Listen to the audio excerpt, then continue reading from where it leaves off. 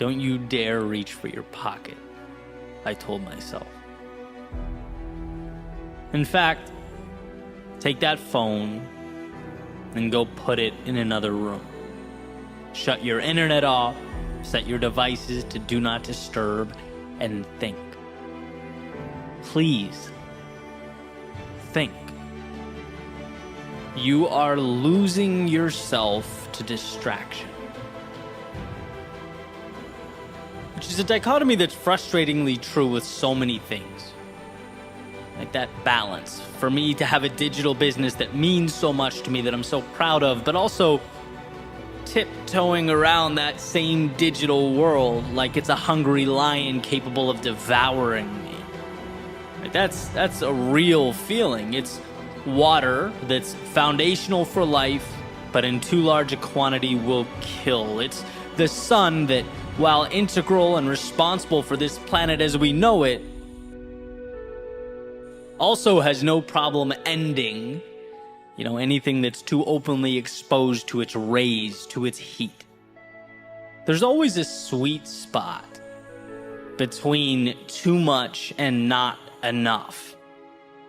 Right? That happy medium, that intersection is why we're all here. When life is all habit and reflex, when you've lost the ability to examine the self because 1 minute alone with your thoughts is agonizing, well, you won't be able to see past the surface of who you are and what you're capable of. I want to be clear here, this is not me complaining about perhaps the most prosperous society ever to exist. This is me saying, there are some dangers that we way too easily overlook. That when you outsource your thinking, you outsource your future. And it's not hard to fall into that trap.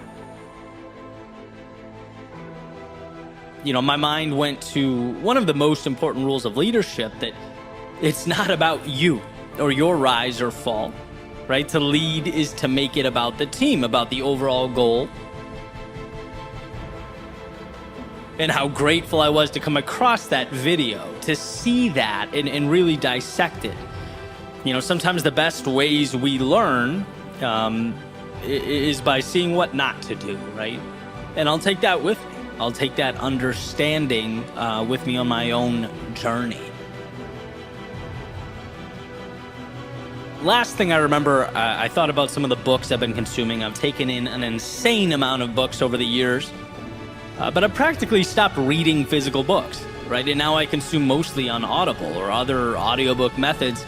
Made me wonder whether the value is equivalent, how much that varies from person to person, maybe something to research later, right? That's all I remember as I sit here now. But the point is, this is stuff that if I don't immerse myself in solitude and break through the barrier of boredom, I don't get to. You change the dynamic of your life.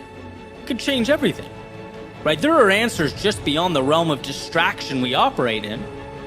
Some of them pertain to trivialities like the audiobooks in the cold front. Some of them pertain to your goals and your development, who you are, where you're going, and how you'll get there.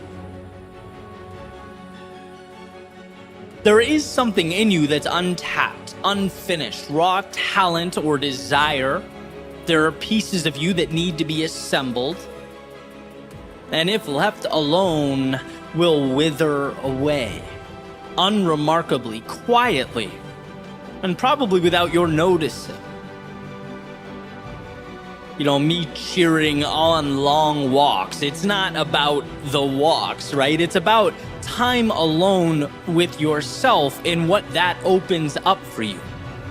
It's about recognizing the spaces we need to carve out from the outside world, so that when we re-enter the outside world, we know who we are. We understand where we're headed.